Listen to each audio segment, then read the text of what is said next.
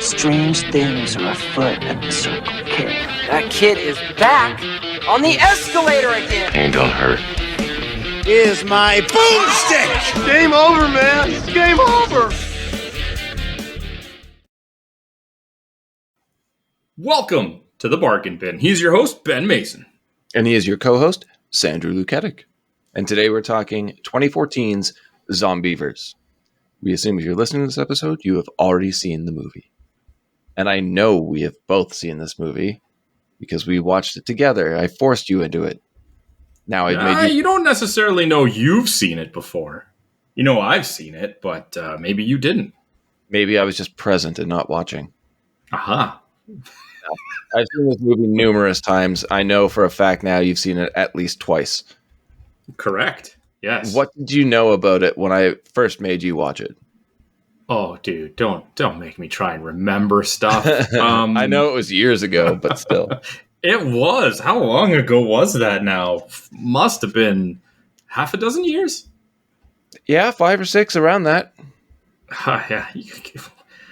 What do you want me to remember about a movie with zombie beavers in it? Like, there was zombie beavers. That's what I remember. There's so much to remember about this one. Sure. Go with that. Yeah, it was put together with, like, editing old footage from movies and, like, BBC nature shows into a trailer, and they used that as a pitch for the movie, and people just ate it up. So it ended up becoming a legit film. Well, quote unquote legit. It made it to a few theaters and is on home media.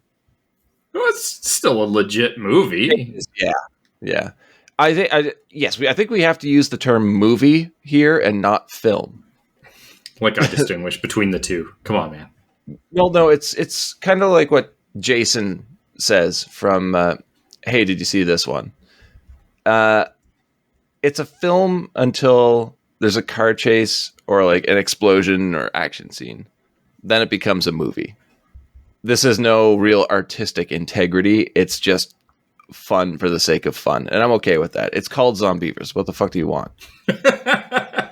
Yeah, if you go into this movie expecting anything different, then you can't be helped at that point. Like, it's called Zombeavers, like you said. There's no questions about what it's about. Yeah, if you look at the cover art or the poster art for this movie, don't expect more than that. Is that the red silhouetted one? Oh, there's another one? Oh, shit, no. I'm just thinking of the cover that they have on Tubi, where you can watch this movie for free if you haven't already. No, I'm talking about the official release, where it's the girls on the raft, and then underneath you see the Zombeavers, with a great quote of, "They'll damn you to hell." Oh, man, some of the beaver jokes in that. Even me. They're fine. They're fucking fine. It's a fun time. Yeah. Mm-hmm. Anyways, should we play a game? Yep. Now, all right. I don't make an effort to look up cast and go back, and I'm doing this just from memory, and I've failed at it since you started doing this game. But I want to say there's only one person in this movie that we've encountered previously. Okay. Is that accurate? I have no comment. Okay. Rex Lynn. Who is?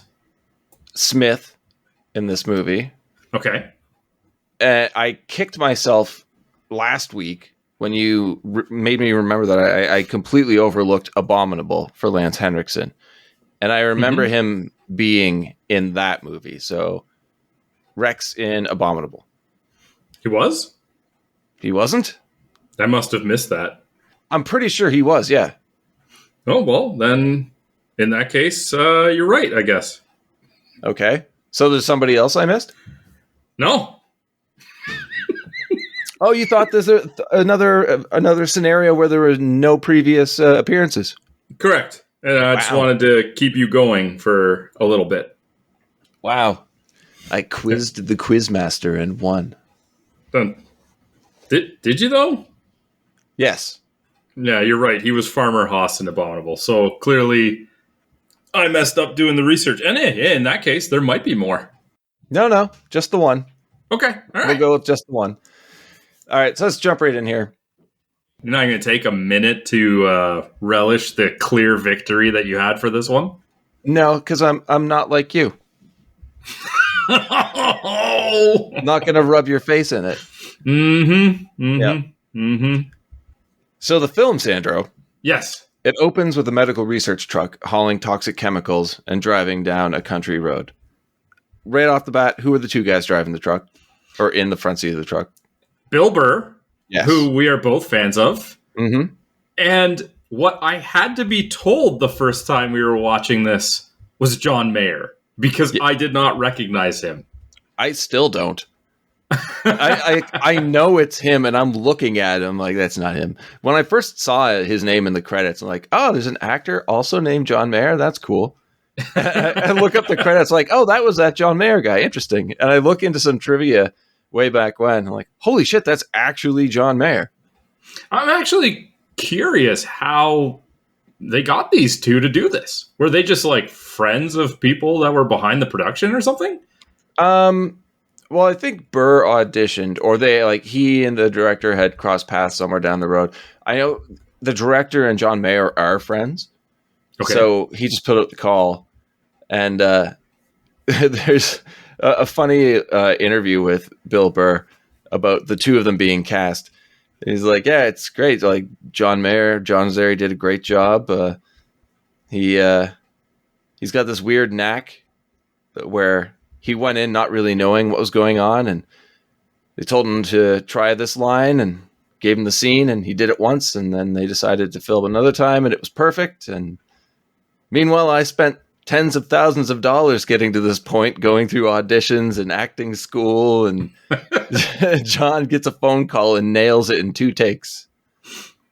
But they work so well together. I can't believe it. The chemistry is amazing.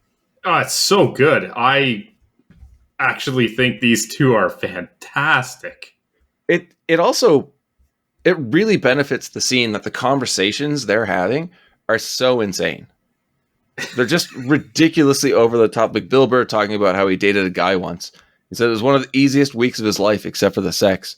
Like, have a beer? Yeah, have a beer. Watch the game, blah, blah, blah. And it's followed up immediately by John Mayer saying, my friend told me I can't shit in his house anymore. Yeah. You should shit on his table. Yeah, I did shit on his table. What? But no.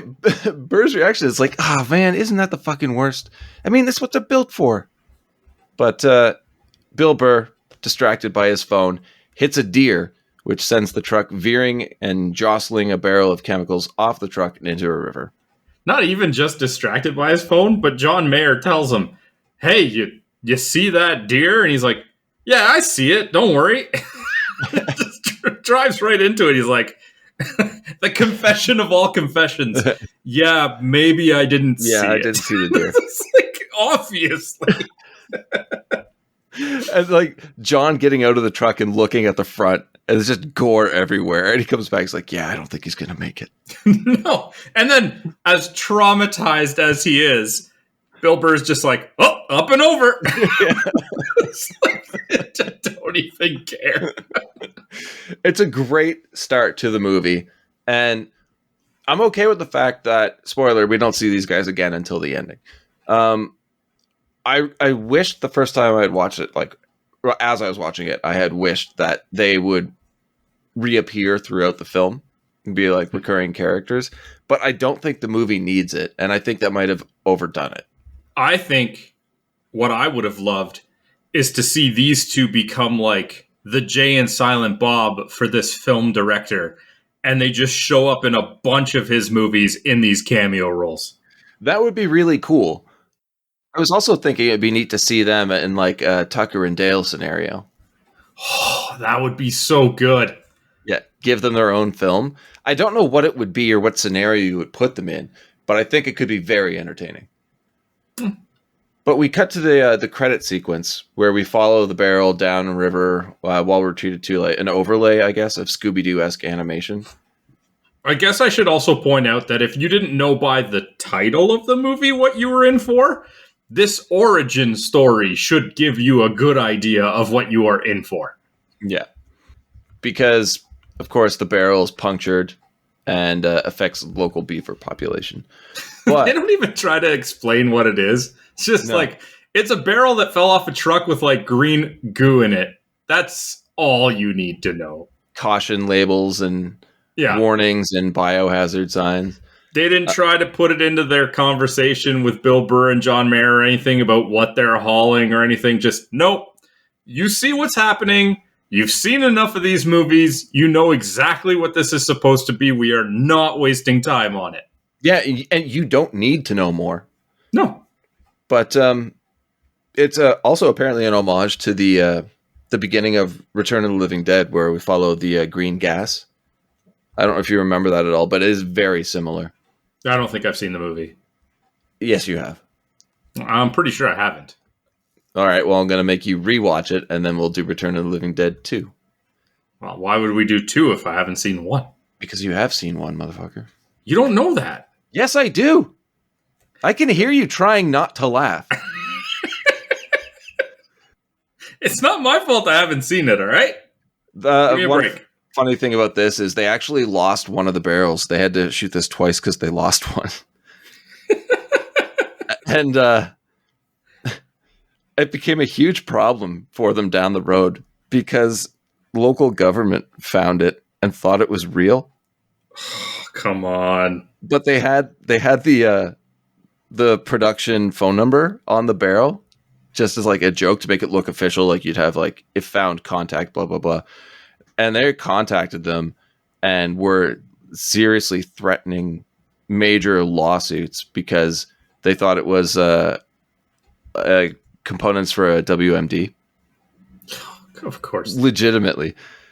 And the one producer, I forget if it's the producer or the director, was like, obviously that's the first thing they saw and stopped reading, because if you read the label, it lists all of the health warnings and then says at the bottom, only applicable to beavers.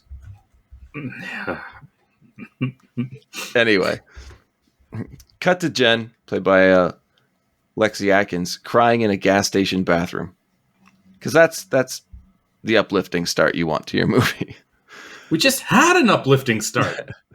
Text conversation with a recent ex-boyfriend who we later find out cheated on her. And then we get a creepy cameo by the director. Oh, yeah. Creepy is right. Yeah. But Jen gets into the car with other two girls, Mary, played by Rachel Melvin, and Zoe, played by Courtney Palm. And Zoe's Jack Russell Terrier, Bosley, who is one of the most adorable dogs I've ever seen. The plot, I should say even, the girls are spending the weekend at a remote cabin as a way for Jen to deal with the breakup. Should we say now that they're making it out that Jen is the main protagonist and final girl of the movie? If that's what you feel, sure. I never really got that. Oh. But I do see that switch happen with other characters, so I never really thought about it that way. But yeah, they do put the focus on her for our main trio. Even the main plot line that's outside of the Beavers is revolving around her being cheated on, at least this early in the movie. This early for sure, yeah. What are your thoughts on these three so far? Minimal thoughts at this point. I mean, we're being introduced to young, attractive college girls off to a cottage. Yeah. Without a shadow of a doubt, they're not going to be alone there.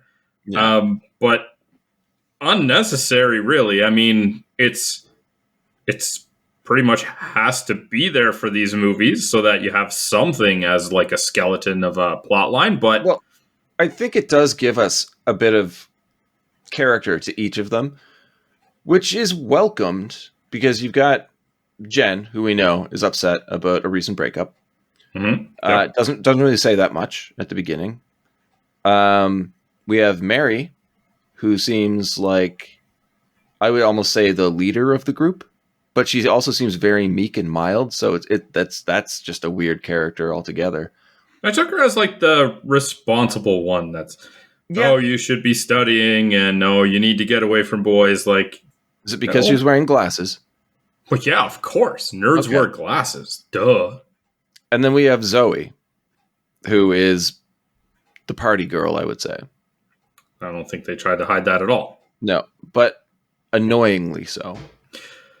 So annoying. I'm glad you said it this early. This woman, I should say this character, because the performance is fine, but the character, it's like, just stop talking.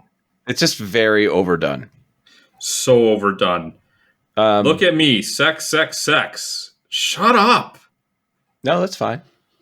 I'm with her on this one. But thoughts on the music that Mary puts on? Is that music? Well, that's kind of an in-joke because the director reached out to Simon Rex, the actor, who most people know as Dirt Nasty, and asked him for the worst beat he had ever made so he could put it in this movie. And he's like, okay, here it is. And yeah, it is probably the worst music I've ever heard in my life. Ever. So we cut to a boy fishing, and it does not go well. Poor kid. Whatever. He's just trying to fish, man. What's wrong with that? You don't want to eat fish that comes out of beaver water. No. No. I don't want to get killed by beavers in that water either. So the girls arrive at the cabin, blah, blah, blah, and we get an amazing intro to the neighbor lady, Mrs. Gregerson. This is Phyllis Katz. Is it impossible not to love Mrs. Gregerson? Oh, she's fantastic. She's I love it amazing. when she turns to, I'm not even going to pretend to know their names, glasses. I've got that. That's a quote I want you to put in here. I think it really sums up the character perfectly. But before we get to that, I just want to bring up that she's one of the founding members of the Groundlings. Do you know who the Groundlings are? You know I don't. No, I don't. So I'm fucking asking you. All right. Improv sketch theater troupe. Okay. Some of the alumni being Jennifer Coolidge, basically the entire 90s cast and 2000s cast of SNL, like Will Ferrell, Will Forte, Anna Gasteyer, Phil Hartman, Chris Kattan, Lisa Kudrow, Phil Lamar, John Lovitz, Melissa McCarthy, Pat Morita himself, Sherry O'Terry, Chris Parnell, Cassandra Peterson, who most people know as Elvira. Same with Paul Rubens, who everyone knows as Pee Wee Herman, Maya Rudolph, Kristen Wiig, and so many more. They even had a weekend troupe that had people like J.J. Abrams in it. It's insane and really led to the creation of SCTV. That is one heck of a roster. Right? Wow. A lot of people don't know they exist, and that's really unfortunate because if you could find some of the sketches they did, it was mainly improvised stuff. It's so good. And why I brought that up is because the scene that you wanted to talk about where she turns to Mary to talk about her daughter, which we'll play right now. Oh, it's okay, Mary. My daughter's a total fucking bitch, too. A real whore. Sometimes she brings people home, I don't even know what sex they are. And I'm not saying anything negative about them. I'm a very, very liberal woman. But my daughter is a real piece of work and not that attractive. Well, if you girls need anything, you know where to find us. Winston, I'd love to have you over for breakfast. That is all improv. Really? All improv. Oh. And it is one of the funniest parts of the film. I just like that she essentially called Zoe a bitch. Yeah. It's just like backhandedly talking to Mary about it. Yeah.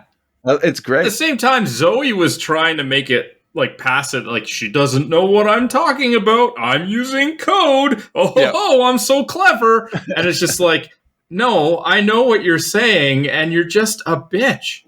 Yeah. But nobody knew she was going to do that line.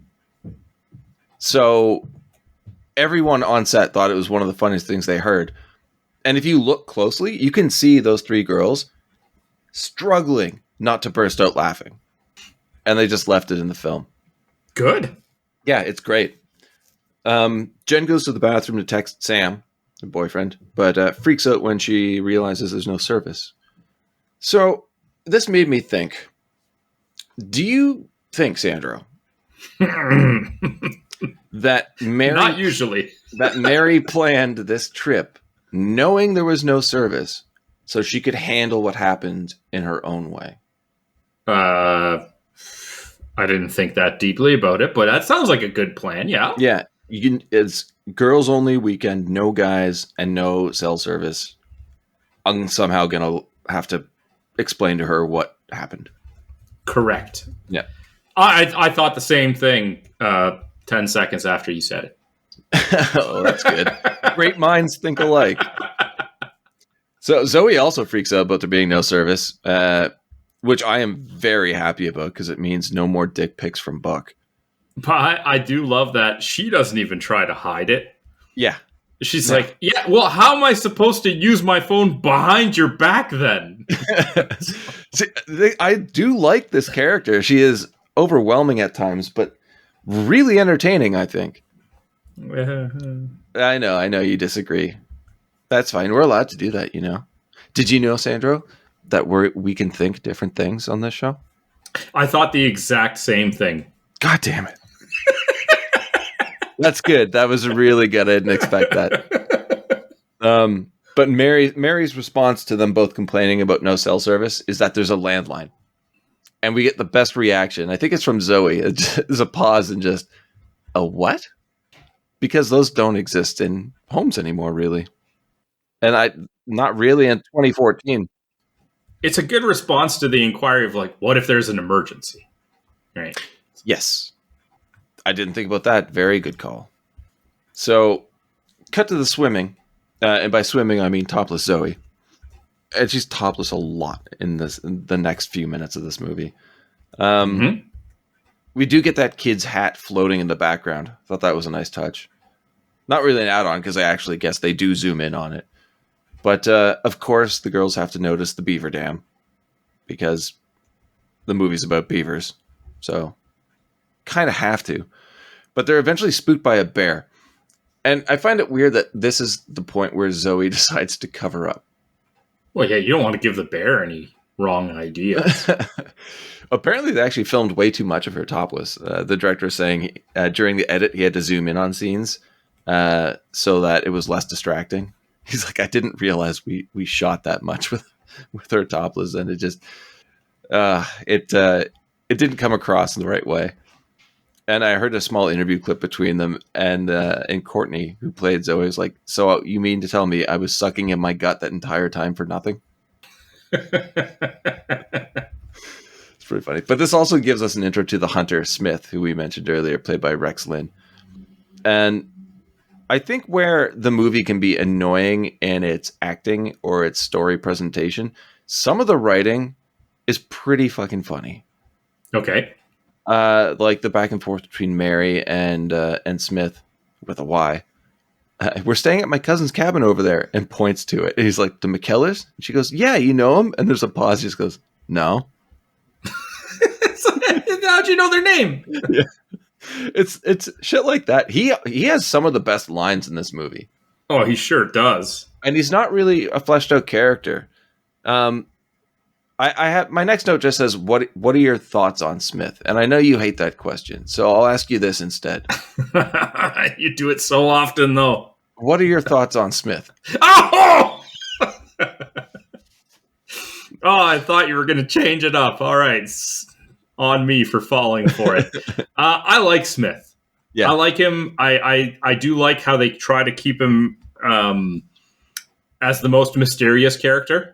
Mm-hmm. He just kind of disappears and appears out of different places. He has a very nonchalant attitude. I very much enjoyed this character. Yeah, he's so deadpan, which I love. Everything to him is serious, but not too serious, and nothing is ever funny, even though he's probably one of the funniest parts of the film.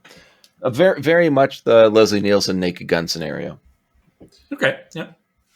So we cut to night and a time to play Would You Rather. And these are some of the most fucked up questions I've ever heard in a game. And I don't think we really need to get into them, but it's just ridiculous and comes out of nowhere. It's stupid. Yeah. And honestly, at first glance, it seems completely unnecessary. Like an unnecessary bonding scene. We know they're all friends. We get it. I thought it was just a terrible attempt at a joke that landed flat on its face. Yeah. In retrospect, it does build a bit of a storyline, though, because Zoe dares Mary and Jen to make out like last time. So it's easily forgettable on the first viewing, but adds a surprising amount of emotional weight to the story later on if you remember it. because that establishes a weird connection between the two that isn't fully addressed until later on. So we get a knock on the door. The girls are spooked, but it turns out to be the boys. And these guys, man, are just... We get Buck, who's Zoe's boyfriend, Sam, who's Jen's ex-boyfriend, recent ex, and Tommy, who's Mary's boyfriend. For the most part, they all suck, right? I don't think Tommy sucks that much. No, Tommy, kind of. I if I had to pick a favorite of the three, it would definitely be Tommy.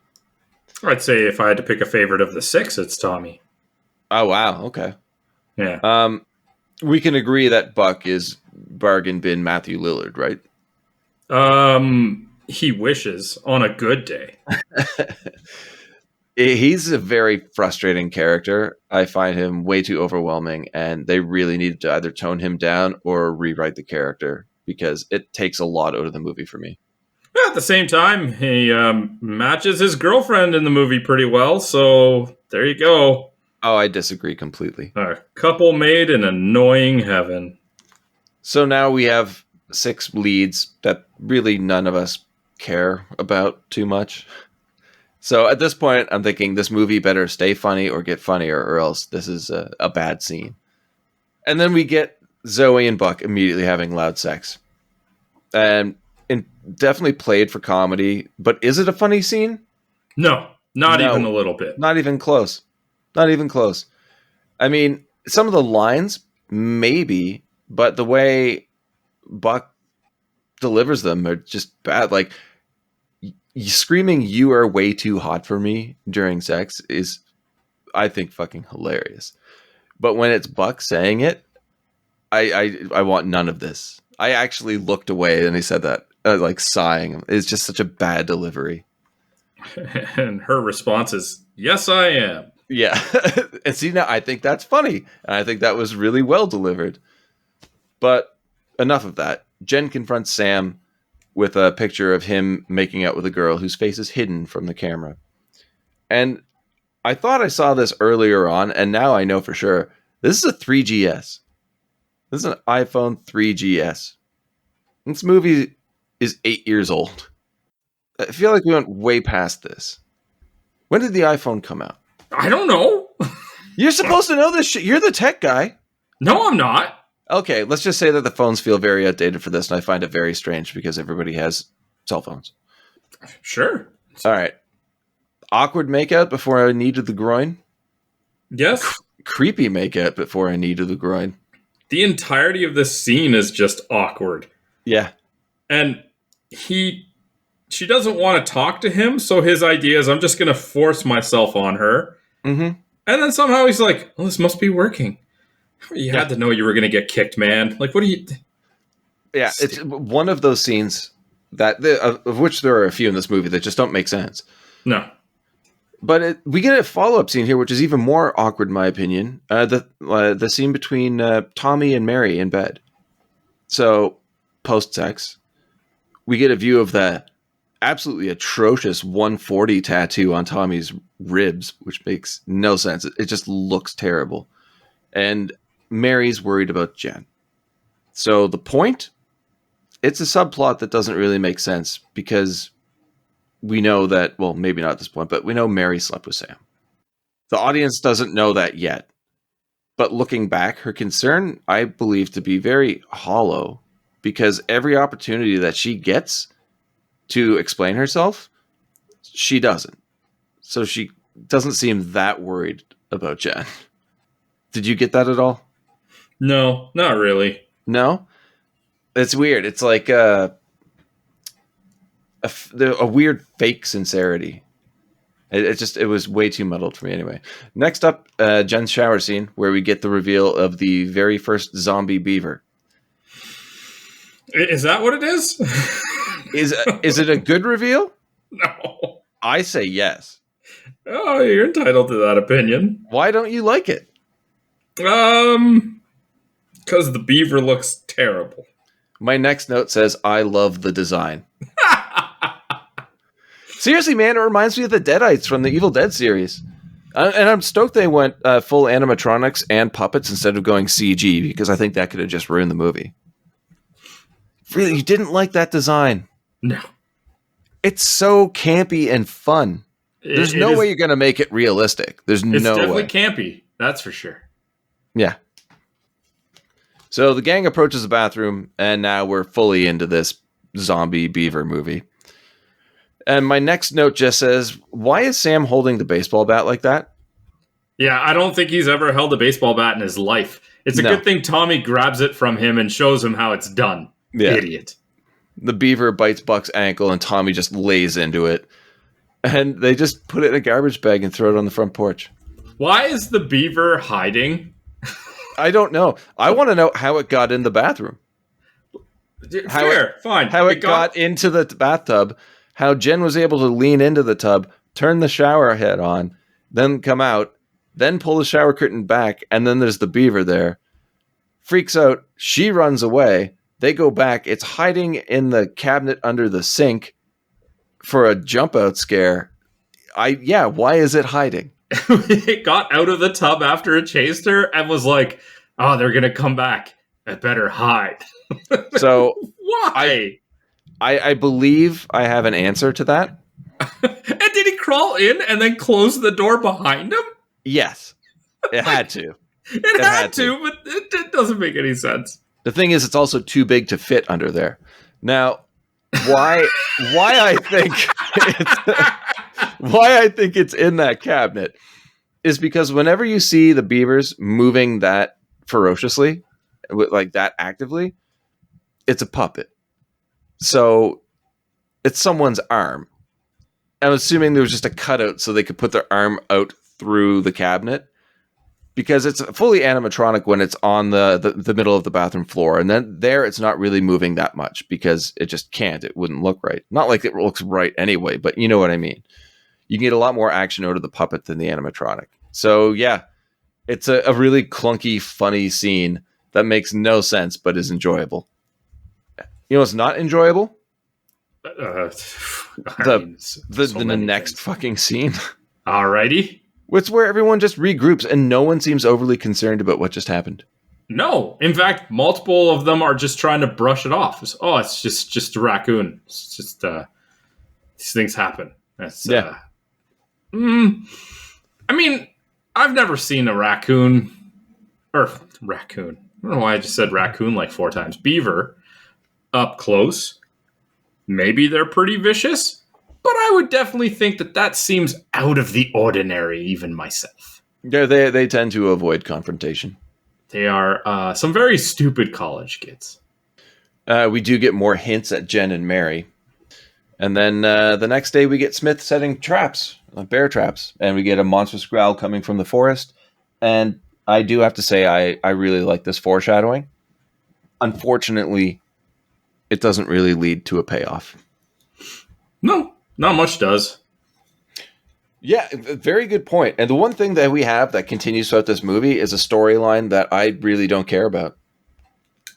I find it incredibly uninteresting. Do you like that storyline? That story just seems too... This is so weird to say about this genre, but it just seems too deep. You don't need to try and build all this intrigue and these complex relationships. The whole cheating thing is so unnecessary. It's a zombie beaver movie. You don't need all that. I'm so happy you brought that up. I'm glad you think that. I agree with you completely. It's a very heavy storyline to put into a movie about zombie puppet beavers. Leave it out. We don't need it. You put in a much weaker storyline and it would be completely forgivable.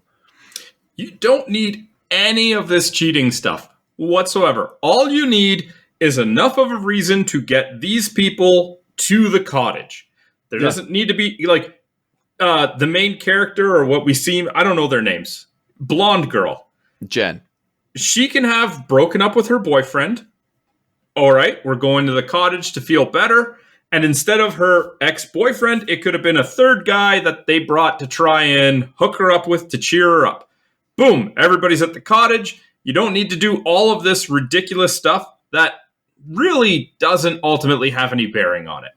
I see where you're going with that, but isn't that what happened in... did that happen in Nightmare on Elm Street? It happened in a movie I saw recently. I don't know. Anyway, moving on. Who cares? I'm sure it happens in a lot of these movies. I know, but that's what I'm saying, is it does happen a lot. And I'm saying I saw it recently, but that is something I hate. Where it's like, let's just throw this one person into a story that does not belong there, does not fit, and we'll just off him later. When everybody else seems to like fit in a specific piece in the puzzle, and then you just have this one like square. You're like, I don't know, it's just there. If I can cram it in somewhere. All right, well then just have 5 of them. Really? Yeah. You didn't need to have all 6 theoretically. It doesn't matter. No. So the kids go swimming the next day, and now we see an empty, bloody garbage bag on the porch. Again, they just brush off, oh, another animal was hungry and glad we put it out there. And again, with the stupid college kids, look, it must have been another animal. Look at those tracks. Like that, those tracks are coming out of the bag and look like beaver feet. Clearly the direction of coming out of the bag and look like beaver feet. But no, these stupid college kids. And after being attacked by a whacked out beaver, I'm not going swimming in a lake with a beaver dam. Well, fuck, it's me. I'm not going in any lake. Who are we kidding? But I would not go in a lake with a beaver dam after that happens the night before. I get you. I get the sentiment. I don't want to go swimming in a lake myself, but absolutely, it's just asking for trouble. And then we get the reveal to the audience that Mary and Sam slept together. I don't care. I don't care. Yeah, I don't care. I was more preoccupied in regards to the whole cheating storyline of how they just nonchalantly brushed it off and let's go swimming and let's just ignore the fact that our friend who was cheated on is subject to being here with this guy, even though she said, oh, it's okay that they stay. Like, it's... Yeah, she's having a bad fucking time, and these are terrible friends. Yeah, absolutely terrible. Well, we get the beavers attacking. Finally. Multiple. Buck loses a foot. I did like that. I did like that too, yeah. Also, Jen is the first one to say there's something in the water because it swam past her foot. But then continues to stand in the water. Right? I thought the exact same thing. She's yelling at them, and you see Buck gets pulled down before his foot is taken off. And she's like, get out of the water, get out of the water. And the camera goes back to her, and she's still standing in the water. When all the kids get onto the raft, and kids 20, 24 or something, and Tommy's saying that they need something to tie off Buck's leg, Zoe offers her bikini top, and immediately Tommy's like, no, too small. It's a ridiculous line, but one thing I love about this character, or not the character, these characters, is they do take realistic jabs at each other like real friends would. It happens throughout the movie. I haven't mentioned some of the other ones. I might later on as we go through. But there is an element of realism to the characters we're presented in this over-the-top, zany horror comedy. And I do appreciate that. But back to the movie. Absolute chaos. So the swimmers get to the raft, as we said. Jen runs to the cabin and tries to call for help, but the beaver has chewed through the phone lines. Come on. I loved it. I knew you would hate that. I knew you would hate it.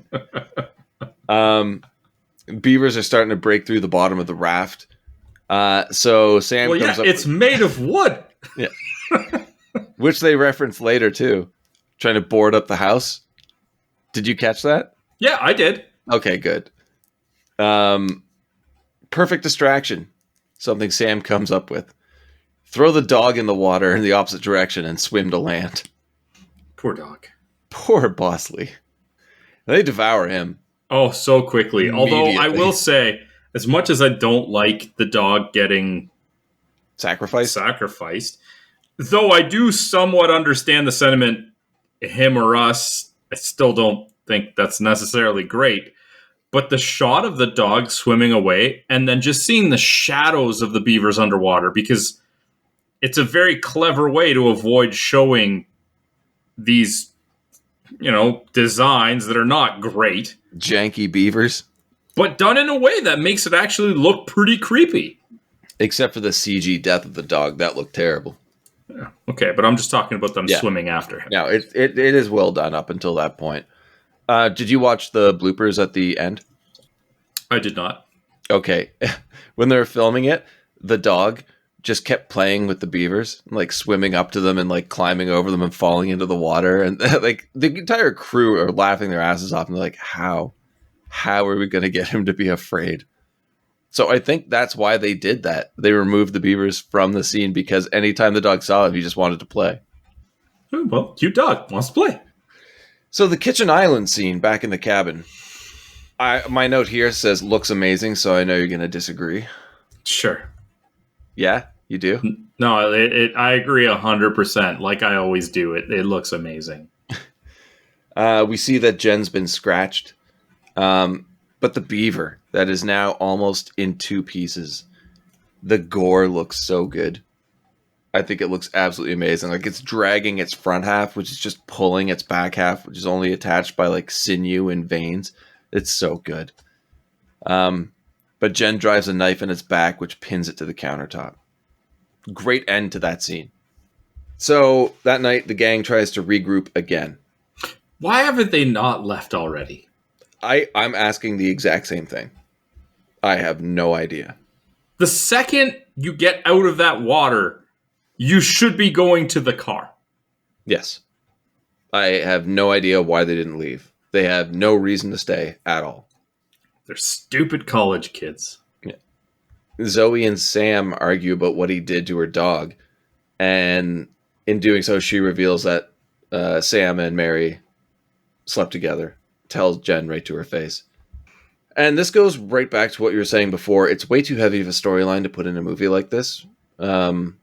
It's good storytelling, and it doesn't belong here. It's a traumatic event leading one person to cause the deterioration of solidarity within the group. I mean, in a serious zombie film, sure. In this, no. I felt the worst for Tommy. Oh, yeah. When she reveals it and she's like, come on, everybody knew, she deserved to know too. And Tommy's just like, I didn't know. And I'm like, oh, man. Yeah, I mean, there's only two characters in this movie that you can feel bad for. Three if you count the dog. And that's Jen and Tommy. There's really no argument for anybody else here. And Tommy did deliver this quite well, actually. I'm not expecting fantastic performances in a movie like this. Yeah. And I was actually quite forgiving for a lot of these characters because I'm sure the direction was to be so over the top.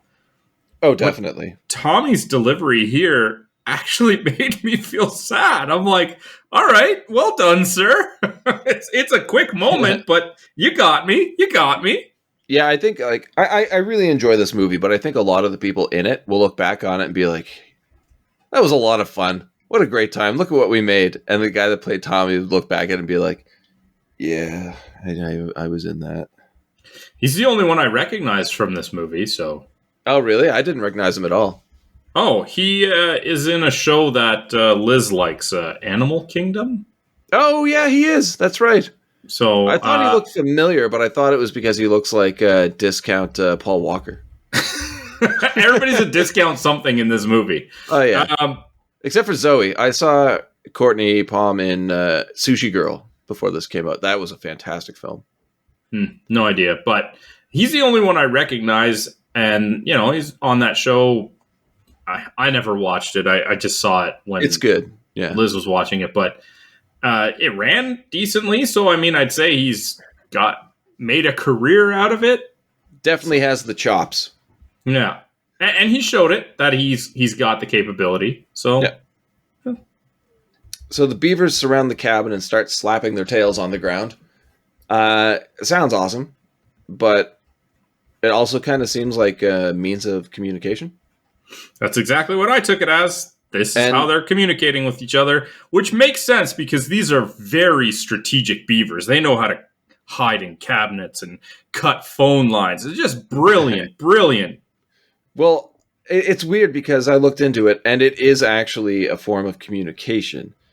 But beavers will slap their tails on water to alert others of danger. And it's subverted here, so when they do it, it's actually a threat.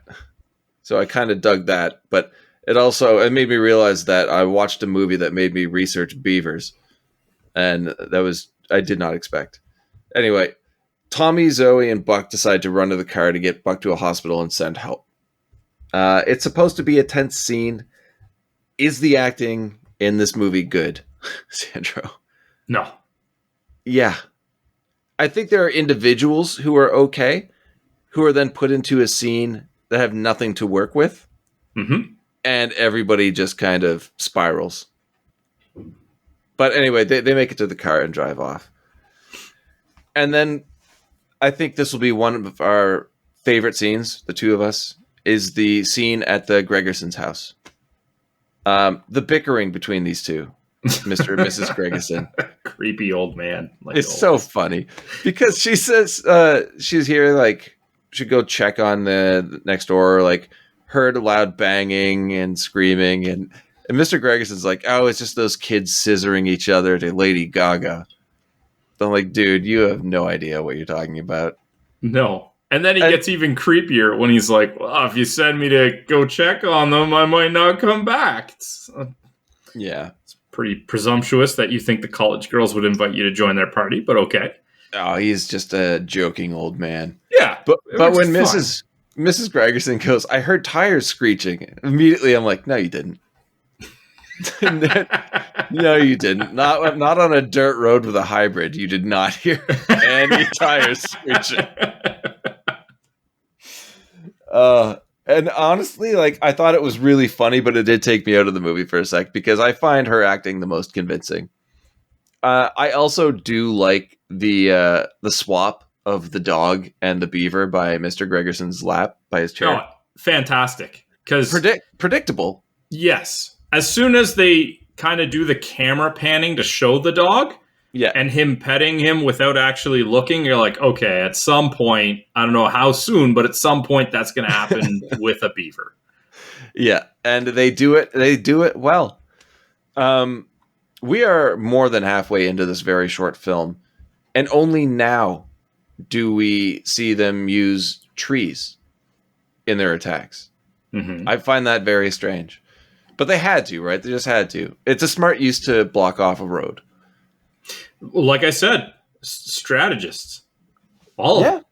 They are very smart creatures, though. Because you watch zombie movies, and they usually do things like barricade wall roads and communicate with each other by means of communication they used to have when they were alive. Yes. Yes. Okay. We'll go with your research, air quotes, on zombies. You will be the resident zombie expert, and I will be the go-to guy for beaver knowledge. Okay, sounds good. All right. We should make a movie that combines the two. I think that movie already exists. Zombeaver University. I'll definitely cover the educational portion of it. So. Yes. So they find Smith's truck, which Tommy says has an axe and guns in it. So he gives Zoe the axe, but we see no guns. He doesn't even take one. So, okay. The Beavers take out Tommy with another tree, but the other two are rescued by Smith. I just like it when Zoe goes to look for Tommy and you just see him under a tree. Yeah. I feel like she could have still helped him. Yeah. He's still alive, clearly. It's only a tree. Yeah. Like, the two of you may be able to, like, drag him out. It'd be even funnier if there was just, like, a some branch. Yeah, it's like, oh, I can't get out. I'm done for. Leave me. Back at the cabin, we get a Die Hard reference, which irritated the shit out of me. But I get it. It's a nice reference, but giving it to Sam ruins it. When he's like, come out the lake, have a few laughs. Like, that's fine if Tommy said it. But I hate Sam. Sam sucks. I'm glad you said that. Because do you know who Sam reminds me of? Bargain bin someone else. Let's see. No. Okay. A character we've covered in another movie that we've always said blank sucks. Dave? No, this is the return of Chad. Chad. Oh, okay. Do you not see Chad in this?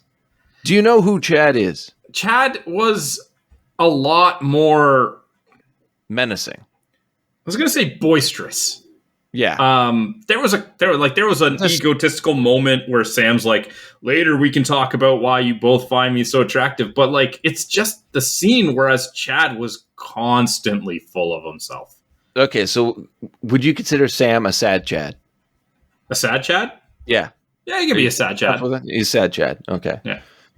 So Zoe, Buck, and Smith are in his truck, and we get a classic staple of zombie movies, which actually got a legit laugh out of me. And it's the radio broadcast warning people to stay inside. But it's a swerve because it's for a Toyota car ad. Yes. Stay inside unless you want a great deal on a car.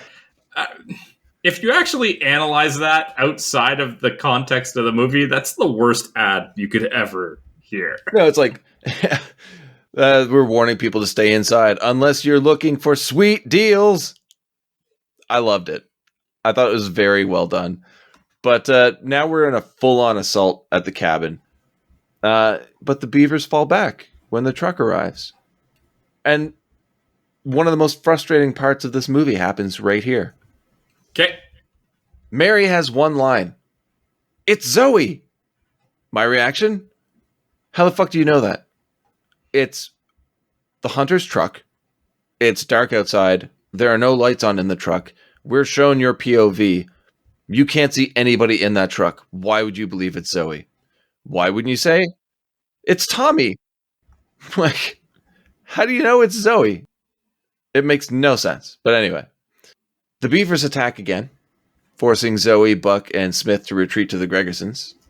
And here we get another story device that I really enjoy. And that's having a group split into two different locations, but both in view of each other. Because then you have a lack of communication, but you still witness to what's happening to the other half of your group.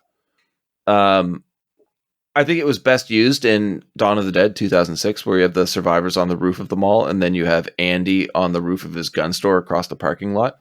I thought the exact same thing. Oh, you did? Yeah. Nice. What tipped you off for that? Just that concept. I mean, and then they send the walkie-talkie to them so they can communicate. And I mean, obviously it's done so much better in that movie, but they hear him get attacked and he doesn't have the exact knowledge of it. So he's like, oh yeah, one bit me, but I'm okay. And they all know that he's done for. Yeah, and have no way of relaying that info to him.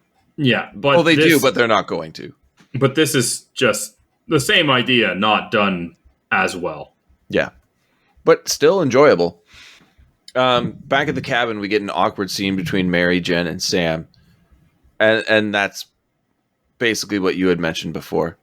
All this did for me was make me dislike Mary and Sam even more, because again, Mary's presented the opportunity to explain herself or apologize to Jen or say, look, this is how it is. Just give her like an outcome, because Jen is in limbo, not sure how to feel about anything. And Mary just be like, look, it's me and Sam now. Sorry, this is how it is.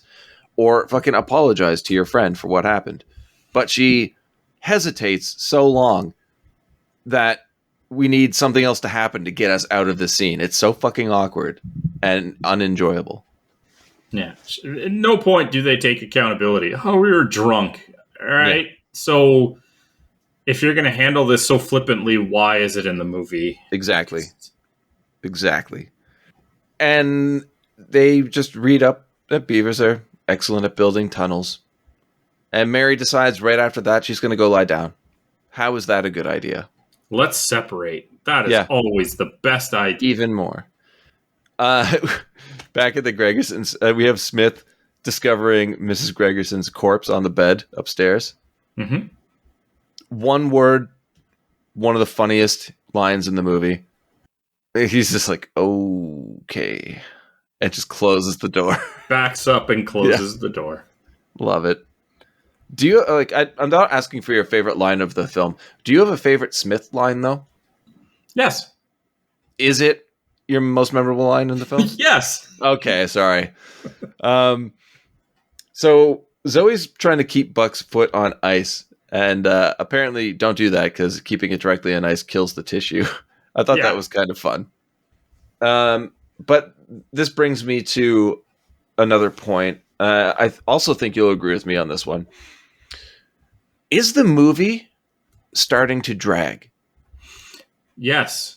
Which is surprising considering how short the runtime is. It's 85 minutes, and it feels like the last little while has been filler.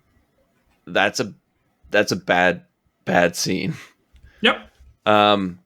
What is a good scene, though, is that conversation about the foot. How the entire time Smith is just eating chicken. Yeah. Jen walks into Mary's room, climbs on the bed, and immediately Mary realizes that Jen was into her, not Sam.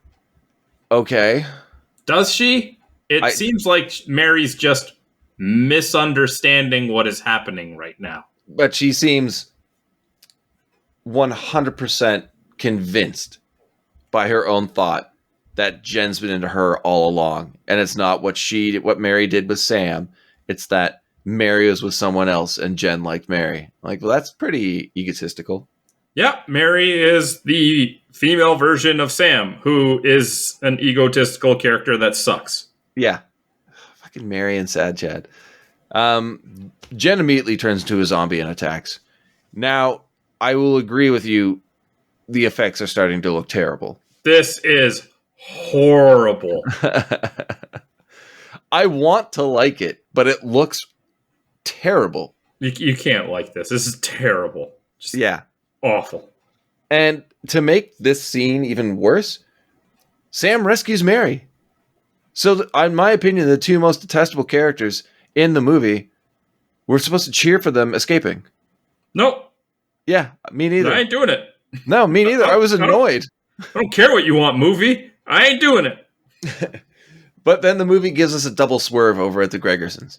Smith is about to cauterize Buck's ankle, but the bear growls again and draws Smith and Zoe to the window, and this somehow allows Buck to turn into a zombie instantaneously and bite Smith. This is a problem I have with this movie, and I've had with a number of zombie movies in the past.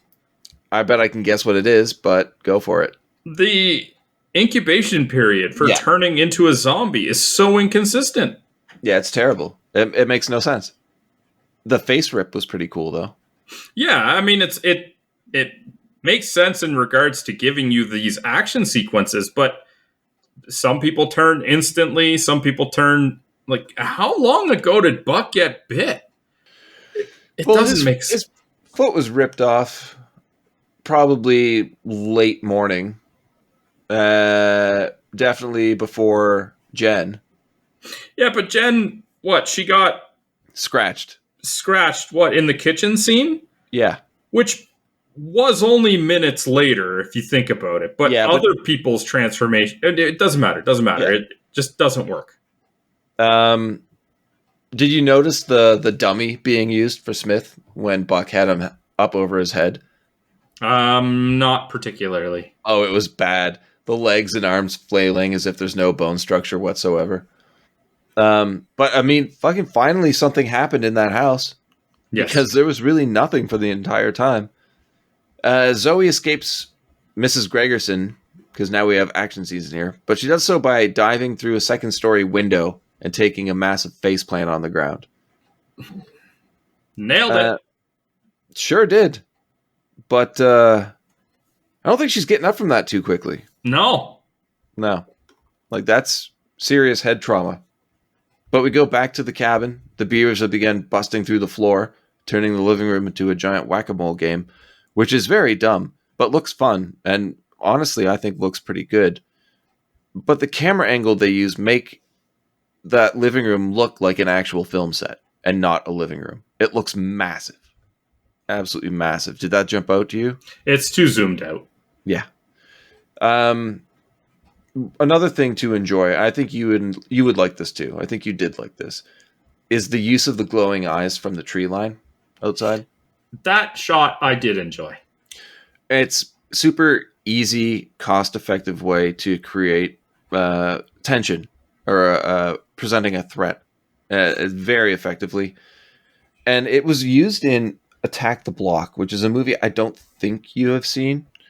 Don't even know what it is. Yeah, it's a British movie. Basically, it's kids versus aliens, but from a few years ago. The aliens are like, they're massive, hairy beasts, but the fur is so dark that you can't make out any distinguishable features other than their teeth glow blue, like the beaver's eyes in this movie. It's a really neat technique that's very effective, and I like it. But cool. Bite check in the bathroom. I hate everything about this scene. I don't even want to talk about it. That's how much I hate this scene. What do you hate most about it? It could be bias. Maybe if it wasn't the two most detestable characters in the movie, I would care a little bit more. Yeah. Like, this might be the worst decision the movie has made, is to put... Now, we think Zoe might be done. We don't know. Like, she's not, but at this point, we only have reason to believe that these are the only two remaining. Yeah, and nobody wants that. And I don't care about these two in the slightest. So, like, they start checking each other. They want to start having sex. I don't care even remotely. Do you think it was necessary to hint that Mary was scratched? Because she's adamant that Sam gets naked, and so she can tell that there's no bites. And then Sam, of course, takes the same stance, and she starts to strip down. She's in her underwear, and he's like, "What's this?" And finds like a mark of some sort on her rib cage. So she immediately starts making out with him. You're like, when did that happen? I didn't even see a mark. Yeah. I thought he was just saying, "Oh, what's this?" in an attempt to touch her. No, that's what I thought originally, but I went and looked, and like there is a darker mark there. So maybe it wasn't a scratch; it could have been something else. But if that wasn't a scratch, why draw any attention to it? And we know that she is scratched at some point because she later does turn in the movie. So when the fuck did that happen? No idea. So it leads me to believe that must have been an actual scratch. But the clothes she was wearing were not scratched. So I guess she changed after the attack from Jen? The movie's expecting us to believe something, take it for fact without giving us any reason to to back that belief up. It's weird. Anyway, a beaver bites an electrical outlet, bursting into flames and setting the cabin on fire. Took one for the team. It looks awesome. It's so funny. Took one for the team. I might be on fire, but I helped you guys. It's great, though, because the immediate reaction the beaver has to being set aflame is panic, and then just running around the living room, constantly headbutting things to set them on fire. Beavers, including Jen, burst through the bathroom floor, and Jen bites Sam's dick off. I mean, you knew that was going to happen in this movie once she turned. Mary runs to the living room, and we get another of my biggest complaints in movies. I think you know what this is. No, I don't. Zoe drives Smith's truck through the wall of the house to rescue Mary. It's a good thing she knew that they weren't standing on the other side of that wall. That's right. There is no way of knowing who would be on the other side of the wall. Any of the survivors could have been up against the wall trying to stay away from the fire, and she would have killed everybody. Also, if you're driving a truck into a burning building, you better fucking hope you don't get stuck, because now it's a bomb. Anyway, they escape and encounter Zombie Smith, who knows how to use a gun. We have no reason to believe any of the zombies knew how to use things before, except smash through things. What are you talking about? Look at how intelligent the zombie beavers have been up until now. They're coordinated. They just know how to use tools. Mm-hmm. And we finally get the reveal of the zombie bear. But that's it. That sucks. But I guess they probably couldn't really afford to have a bear on screen that much. Why even have it? Yes, I agree. Why have it? I appreciate it, but it feels like a tease. So they continue their escape and have to continue on foot because of downed trees. I'm just skipping where all of the zombies approach the truck and they just drive away because you don't need that. Mary pulls a gun on Zoe, claiming she knows Zoe was bitten. When? Just because she has blood on her? Yeah. Pretty sure everybody's got blood on them at this point. Yeah. And Zoe tries to tell her, like, no, I fell out of a building and got cut. And then, of course, we get Zombie Mary. So questions. How does Mary not know she was infected? Because if she did know, why pull a gun on Zoe? I don't know, dude. Yeah. It's a movie that we shouldn't close read. Because honestly, it doesn't even matter because Zoe just buries an axe in Mary's head. Yep. So Zoe, now the final girl, walks down the country road and sees an approaching truck, tries to flag it down. Unfortunately, this truck is driven by Bill Burr, who's still on his phone. John Mayer tries to warn him if he sees that girl.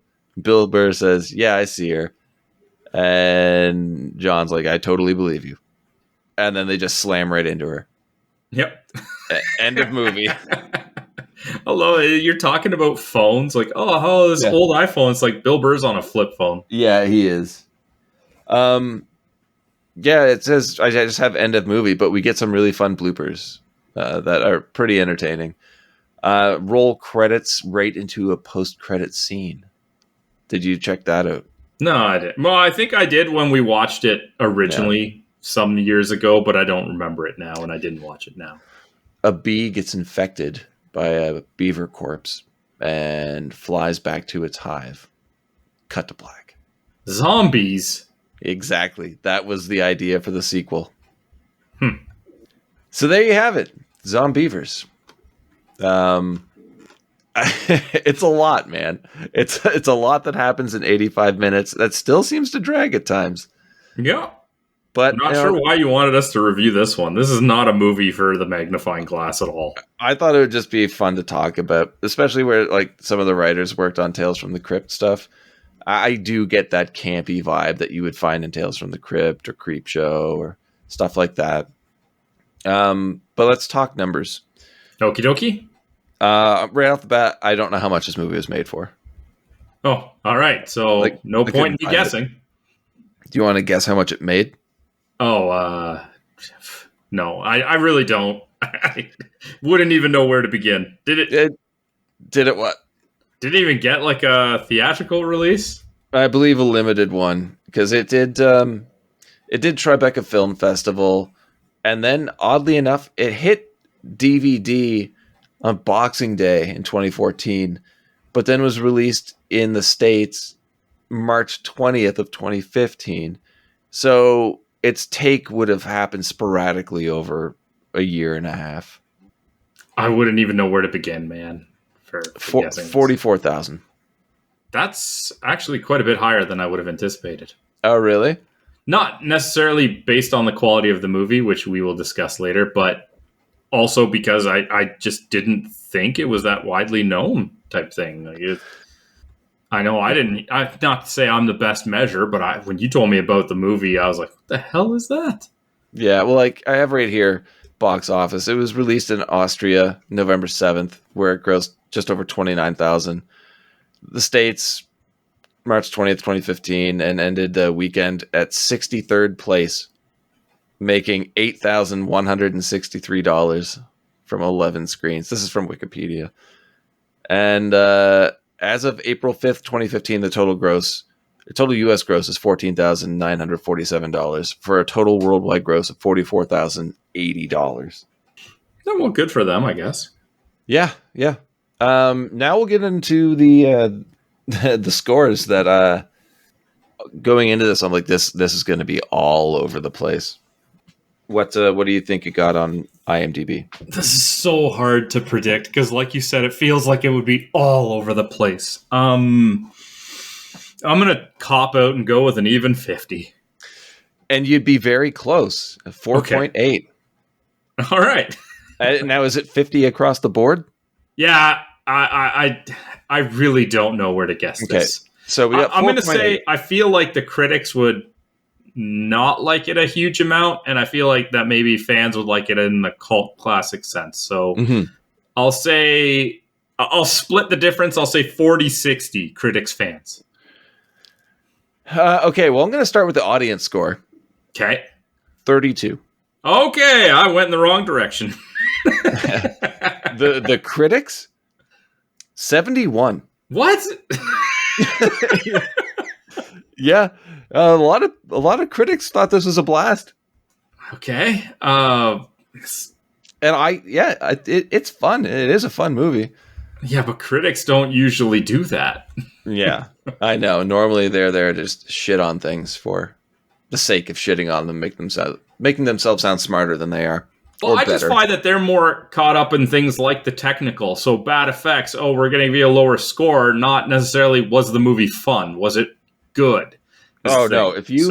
If you look at the critics' reviews on Rotten Tomatoes, these assholes don't know what the fuck they're talking about. I don't know what I'm talking about, so it's fine. All right. Award time. Yeah, award time. So, who did you have for your least favorite character? Buck. Okay. Played by Peter Gilroy. I get the character trope.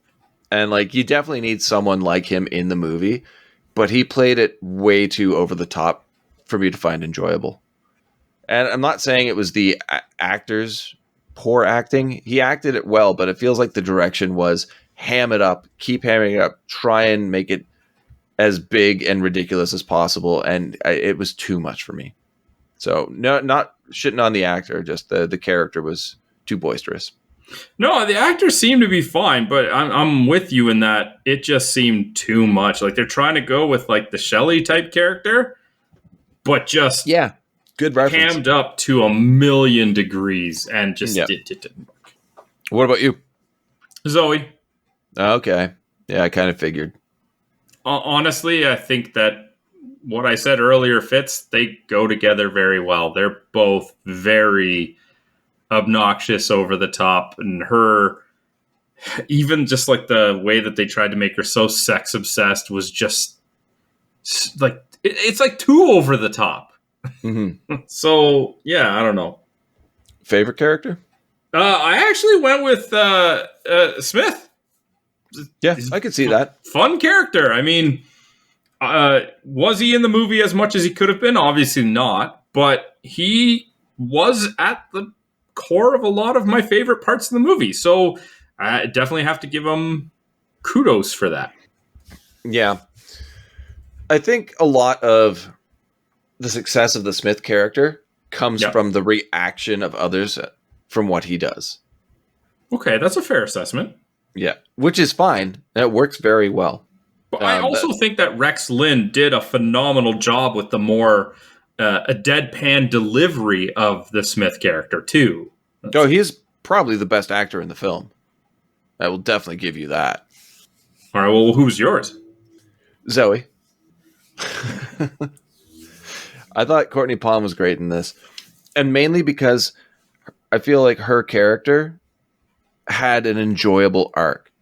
She went from the really annoying friend to a supportive friend to a strong final girl. And from the beginning to the end of the movie, she is the only person that changes. Everybody else stayed the exact same. So I really enjoyed seeing that growth because I found her super annoying at the beginning, very irritating, and then pretty much charming by this film standards towards the end of it. And that's done through both acting and writing. So I'd have to say you combine the two, it gives me my favorite character, Zoe, played by Courtney Palm. Okay.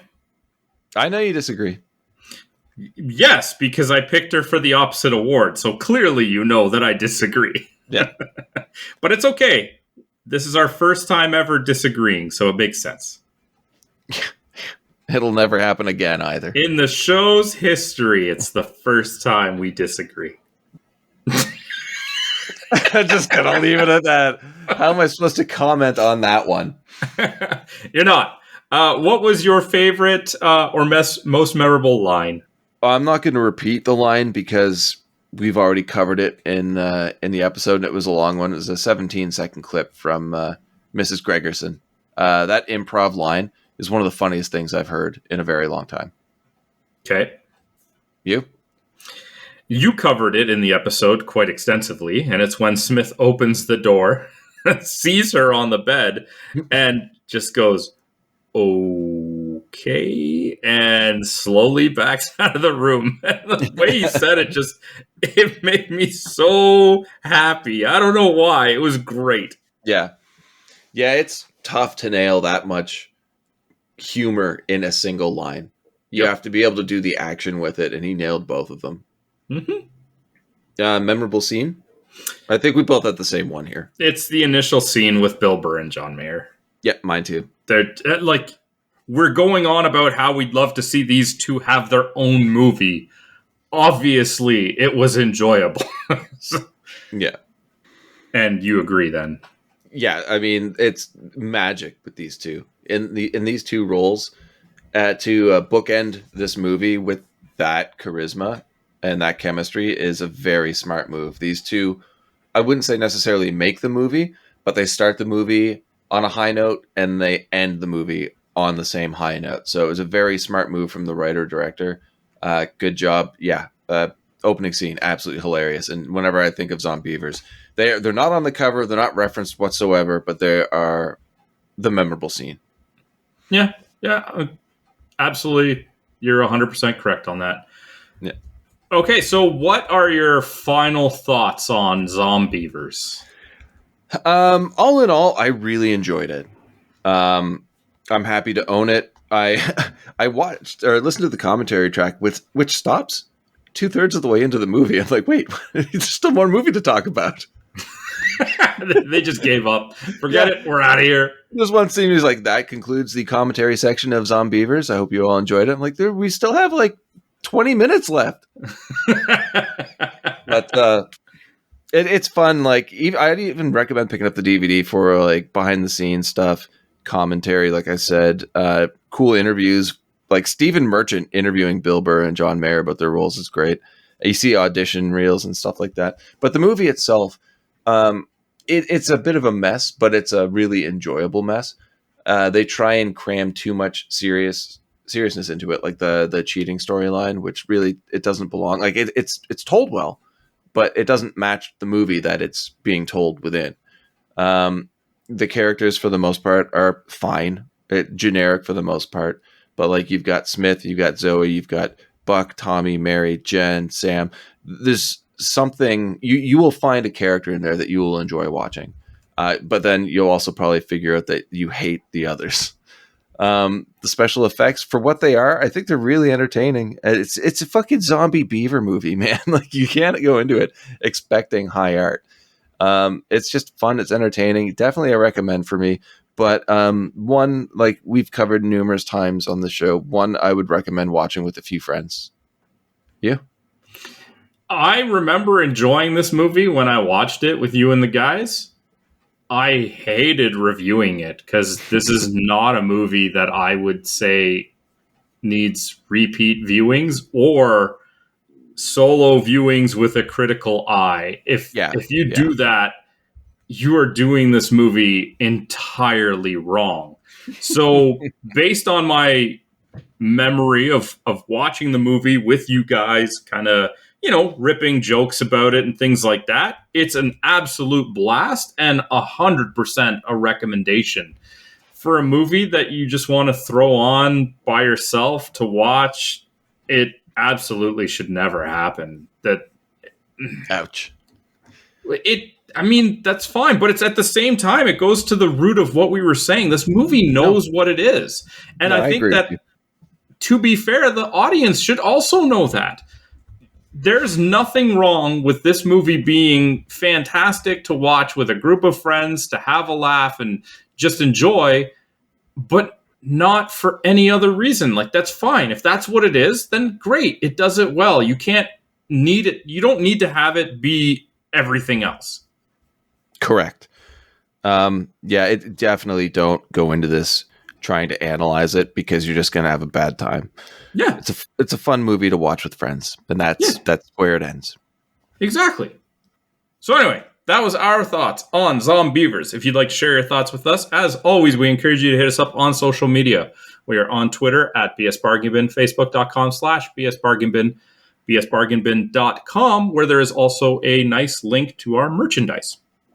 And as usual, the most frequented, the youtube.com/@BSBargainBin, where there is a comment section. You can let us know. Ben, Yes. what are we watching next week, bud? I don't know. Oh, you have decided that you would like to have me pick another movie. Yes. Or do what we did last time and give me the years of some movies, and we'll pick by year. Perhaps you misunderstood that that's exactly what having me pick a movie is. I exactly misunderstood that having you pick a movie is that. So obviously we had 4 last time. We did No Escape. So I'm just going to go with the 3 remaining. You have, it's still the one movie that I'd seen before is in the list. 2 that I had not seen before. We've got 1998, 2000, and 2004. That's a tough one. There's some really good movies that came out in all 3 of those years. 98. Oh, I never said they were good movies. Yeah, I know. I mean, good by my standards. We tend to stay more in the 90s and 80s. So let's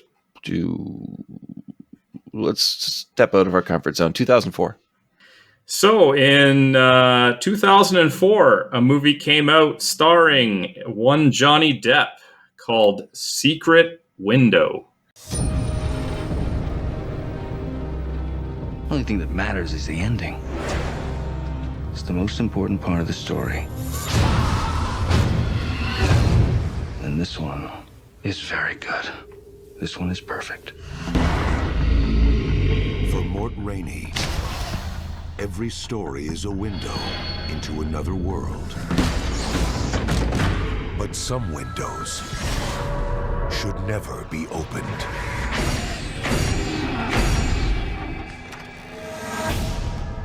You stole my story.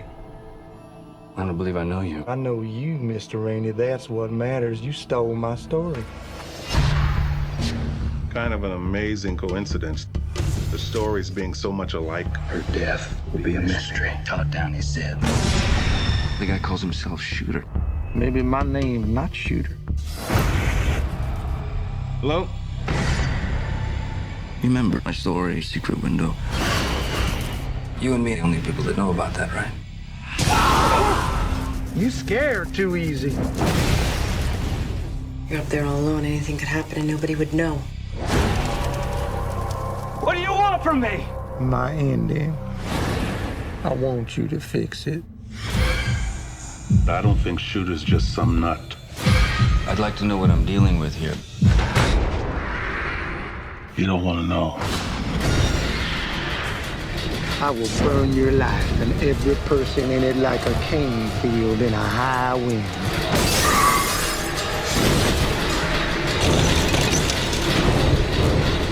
The only thing that matters is the ending. It's the most important part of the story, the ending.